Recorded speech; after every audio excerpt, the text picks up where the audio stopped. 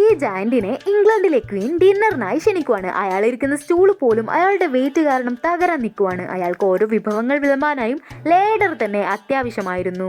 അയാൾക്ക് കഴിക്കാൻ കൊടുത്ത ഫോർക്ക് സ്പൂണും ഒക്കെ നോക്കൂ, ഗാർഡനിലൊക്കെ യൂസ് ചെയ്യുന്ന മൺവെട്ടിയും കോടാലിയും പോലെയുണ്ട്.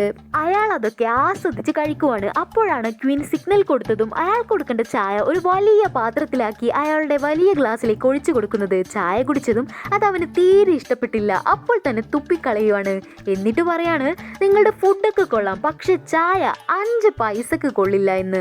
അതൊക്കെ നമ്മുടെ ചായ എന്നും പറഞ്ഞ് അവൻ അവന്റെ പോക്കറ്റിലുണ്ടായിരുന്ന ഒരു പച്ച പാനീയം എടുക്കുവാണ്.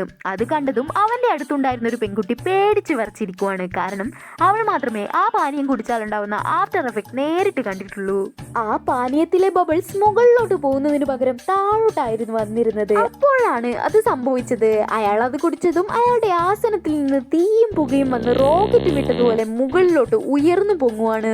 അങ്ങനെ അയാൾ അത് എടുത്തതും പോരാഞ്ഞിട്ട് കൊട്ടാരത്തിലുള്ള എല്ലാവർക്കും വിതരണം ചെയ്യുകയാണ്. കൊട്ടാരത്തിലുള്ളവരാണെങ്കിൽ വലിയ കാര്യത്തിൽ അതെടുത്ത് കുടിക്കുകയും ചെയ്തു. കുറച്ചു കഴിഞ്ഞതും കൊട്ടാരത്തിലുണ്ടായിരുന്ന ഒരു സ്റ്റാഫിന്റെ ആസനം കീറി ആ തീയും പുകയും പുറത്തേക്ക് വരികയാണ്. ക്വീൻ അത് പിടിച്ചു നിർത്താൻ കുറെ കഷ്ടപ്പെട്ടെങ്കിലും അവസാനം കൺട്രോൾ പോയി അത് പുറത്തേക്ക് പോവുകയാണ്. അങ്ങനെ കൊട്ടാരത്തിലുള്ള എല്ലാവരും പട്ടികളടക്കം റോക്കറ്റ് വിട്ടതുപോലെ മുകളിലോട്ട് പോവുകയാണ്. അപ്പോ എന്റെ എല്ലാ നല്ലവരായ സുഹൃത്തുക്കൾക്കും ഈ കഥ ഇഷ്ടപ്പെട്ടെങ്കിൽ വീഡിയോ ലൈക്ക് ചെയ്യാനും ഈ വീഡിയോ കുറിച്ചുള്ള അഭിപ്രായങ്ങൾ കമന്റ് ചെയ്യാനും മറക്കല്ലേ. ഇതുപോലുള്ള കഥകൾക്കായി ഇപ്പോൾ തന്നെ ചാനൽ സബ്സ്ക്രൈബ് ചെയ്യൂ.